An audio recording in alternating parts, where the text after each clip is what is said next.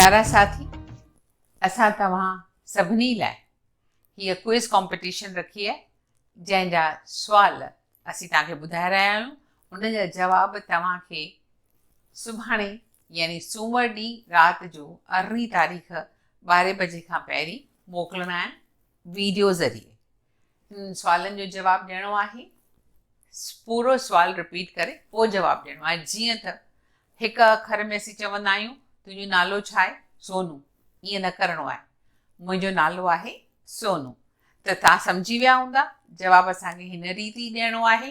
तव्हांखे मिलंदा 3 इनाम, पहिरें खे 1000, ॿिए खे 500 ऐं टे खे 300।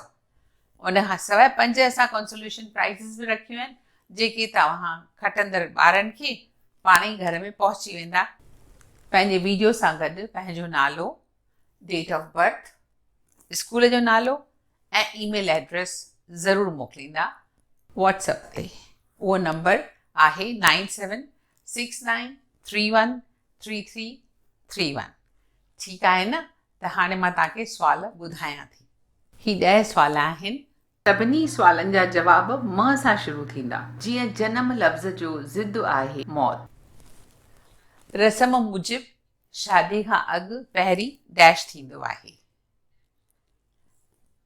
कंहिं डैश सबबु मां प्रोग्राम ते वञी न सघियुसि। सांत लाइ ॿियो लफ़्ज़ आहे डैश। मुंहुं मोहींदड़ तॾहिं लॻंदो आहे जॾहिं उन ते हूंदी आहे डैश। हिकु पालतू जानवर आहे डैश। सख़्त लफ़्ज़ जो ज़िद आहे डैश। सियारे में सुबुह जो वण जे पननि ते डैश जा फुरा हूंदा आहिनि। माउ जो ॿारनि में घणो डैश हूंदो आहे।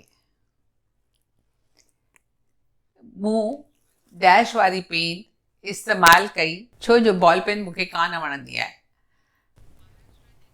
महाराष्ट्र जे गादीअ जो हंधु आहे डैश। त ही आहिनि 10 सुवाल जिन जा तव्हांखे ॾियणा आहिनि 10 जवाब।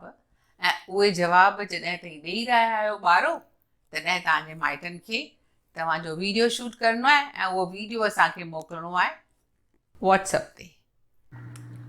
इनाम खटंदड़नि जा वीडियोज़ असीं पंहिंजे यूट्यूब चैनल ते विझंदासीं।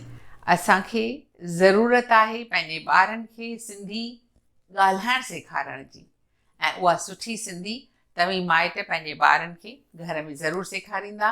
इहा ई असांजी इच्छा आहे ऐं इहो ई असांजे हिन क्विज़ कॉम्पिटिशन जो पर्पज़ आहे। त पोइ यकदमि ॿुधो सुवाल वरी ऐं ॾियो जवाबु। जय झूलेलाल।